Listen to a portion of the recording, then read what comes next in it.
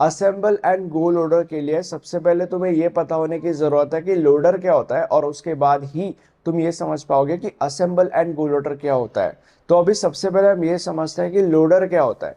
Imagine करो कि हमारे पास असेंबली लैंग्वेज में सोर्स कोड अवेलेबल है। ओके, अब अगर हमारे पास असेंबली लैंग्वेज में सोर्स कोड अवेलेबल है तो ऑब्वियसली हमें उस सोर्स कोड को एग्जीक्यूट करना होगा, राइट। तो सोर्स कोड के अवेलेबिलिटी से लेकर तो उसके एग्जीक्यूशन तक का ये जो प्रोसेस है, इस प्रोसेस के अंदर कुछ एलिमेंट्स इन्वॉल्व होते हैं। मैं तुम लोग को उस प्रोसेस को समझाऊंगा और तुम्हें उन एलिमेंट्स के बारे में ऑटोमेटिकली समझ जाएगा। और ऐसा इसलिए क्योंकि इन एलिमेंट्स में से एक एलिमेंट है लोडर, तो उस प्रोसेस में या उस चक्कर में तुम्हें उसके बारे में भी समझ जाएगा कि वो है क्या या वो करता क्या है, इस प्रोसेस में क्या उसका योगदान है basically, kind of that weird stuff। तो अभी हमारे पास असेंबली लैंग्वेज में सोर्स कोड अवेलेबल है, राइट। अब जो एलिमेंट हमारे पिक्चर में सबसे पहले आता है वो है मैक्रो प्रोसेसर। मैक्रो प्रोसेसर क्या करता है? मैक्रो प्रोसेसर इस सोर्स कोड को लेता है और 4 स्टेप्स परफॉर्म करता है मैक्रो प्रोसेसर। स्टेप नंबर 1, वो सबसे पहले ये देखता है कि इस सोर्स कोड में मैक्रो कहाँ पे है। तो अभी सबसे पहले उसको मान लेते हैं कि ये मैक्रो मिला। अब मैक्रो मिलने के बाद वो उस मैक्रो का मैक्रो डेफिनेशन अपने अंदर स्टोर करेगा। वो उस मैक्रो का मैक्रो डेफिनेशन अपने अंदर स्टोर कर लेगा। स्टेप नंबर 3, वो ये ढूंढेगा कि बाद में उस मैक्रो को कहाँ पे कॉल किया गया है। तो अभी ये करने के बाद उसको पता चल जाता है कि उस मैक्रो को बाद में यहाँ और यहाँ पे कॉल किया गया है, ठीक है। अब उसके बाद क्या करता है स्टेप नंबर 4 में? स्टेप नंबर 4 में जहां जहां पे भी उस मैक्रो को कॉल किया गया है वहां वहां पे वो मैक्रो प्रोसेसर उस मैक्रो को एक्सपांड कर देता है। तो ये 4 चीजें मैक्रो प्रोसेसर करता है। अब इसकी वजह से क्या होता है? इसके वजह से जो मैक्रो प्रोसेसर का आउटपुट है वो आउटपुट निकल के आता है एक्सपांडेड सोर्स कोड। मतलब पहले नॉर्मल सोर्स कोड था, मैक्रो प्रोसेसर ने इन अ वे उस सोर्स कोड को एक्सपांड कर दिया, तो इसीलिए अब मैक्रो प्रोसेसर का जो आउटपुट है वो आउटपुट है एक्सपांडेड सोर्स कोड, ठीक है। तो अभी हमारे पास यहाँ पे एक्सपांडेड सोर्स कोड है। अब ये और आगे जाता है। अब हमारे पिक्चर में आता है असेंबलर। असेंबलर क्या करता है? असेंबलर उस एक्सपांडेड सोर्स कोड को लेता है और उसको ऑब्जेक्ट प्रोग्राम में कन्वर्ट कर देता है। अब हमारे पिक्चर में आता है लोडर। लोडर क्या करता है? लोडर इस ऑब्जेक्ट प्रोग्राम को लोड करता है इनटू द मेमोरी। ये मेमोरी मेन मेमोरी हो सकती है, रैम हो सकती है।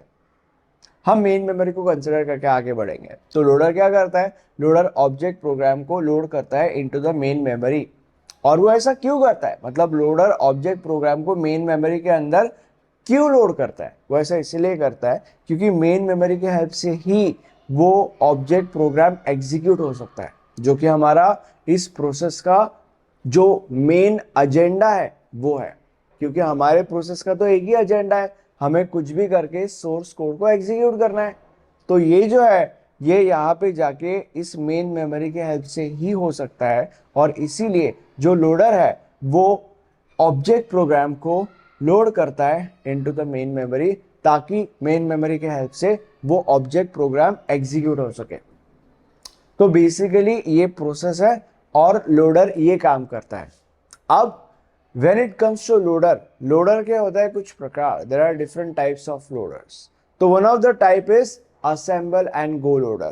अब हम ये समझते हैं कि assemble and go loader क्या होता है, बट उससे पहले तुम्हें ये समझने की जरूरत है कि अगर इन टॉपिक्स के अंदर तुम्हें एग्जाम में पूरे के पूरे मार्क्स चाहिए तो ऐसा करने के लिए तुम्हें प्रॉपर आंसर्स लिखने पड़ेंगे एग्जाम के अंदर अगेन। तो इसके लिए आप हमारे नोट्स रेफर कर सकते हो। नोट्स के अंदर आपको एग्जाम में आने वाले मोस्ट ऑफ द क्वेश्चंस और उनके आंसर्स विद न्यूमेरिकल्स मिल जाएंगे। नोट्स के सारे की सारी डिटेल्स नीचे डिस्क्रिप्शन बॉक्स में अवेलेबल है। अब मैं पार्ट रफ कर रहा हूँ और हम ये समझेंगे कि असेंबल एंड गो लोडर क्या होता है। Now when it comes to assemble and go loader, ये जो पूरा का पूरा प्रोसेस है ये सेम ही होता है, बस एक छोटा सा डिफरेंस होता है। और वो डिफरेंस ये होता है कि इस पूरे के पूरे प्रोसेस में से लोडर ये जो एलिमेंट है ये गायब होता है। मतलब बेसिकली ये असेंबल एंड गो लोडर का प्रोसेस है। इसमें क्या है? इसमें लोडर कहाँ है? गायब है। अब तुम लोग बोलोगे कि बाबा लोडर गायब है तो लोडर का काम कौन करेगा? कौन ऑब्जेक्ट प्रोग्राम को मेन मेमोरी के अंदर लोड करेगा? तो असेंबलर जो है वो ये काम करता है, मतलब असेंबलर का खुद का काम भी करता है, वो क्या है मैं तुम लोग को बाद में बताऊंगा, और असेंबलर लोडर का भी काम करता है। मतलब जो पूरा का पूरा प्रोसेस है वो कैसे चलेगा, वो ऐसे चलेगा। हमारे पास असेंबली लैंग्वेज में सोर्स कोड अवेलेबल है। हमारे पिक्चर में आता है सबसे पहले मैक्रो प्रोसेसर अपना काम करता है। क्या काम करता है मैंने तुम लोग को अभी अभी बताया था, और अपना काम करके जो सोर्स कोड है उसको एक्सपांडेड सोर्स कोड में कन्वर्ट करता है। ठीक है, अब ये जो एक्सपांडेड सोर्स कोड है वो आगे जाता है, और अब हमारे पिक्चर में आता है असेंबलर। असेंबलर क्या करता है, असेंबलर उस एक्सपांडेड सोर्स कोड को कन्वर्ट करता है इनटू ऑब्जेक्ट प्रोग्राम। अब क्योंकि हमारे पिक्चर में लोडर नहीं है और ये असेंबल एंड गो लोडर है, इसलिए जो असेंबलर है वो एक्सपांडेड सोर्स कोड को ऑब्जेक्ट प्रोग्राम में कन्वर्ट तो करता ही है, बट उसके साथ साथ या उसके बाद में उस ऑब्जेक्ट प्रोग्राम को असेंबलर मेन मेमोरी के अंदर लोड भी करता है। तो ये दो काम असेंबलर करता है असेंबल एंड गो लोडर के अंदर, और फिर बाद में ये जो ऑब्जेक्ट प्रोग्राम है वो मेन मेमोरी के हेल्प से एग्जीक्यूट होता है। तो बेसिकली ये होता है असेंबल एंड गो लोडर के अंदर। कमेंट सेक्शन में बताओ लेक्चर कैसा लगा। Thank you so much.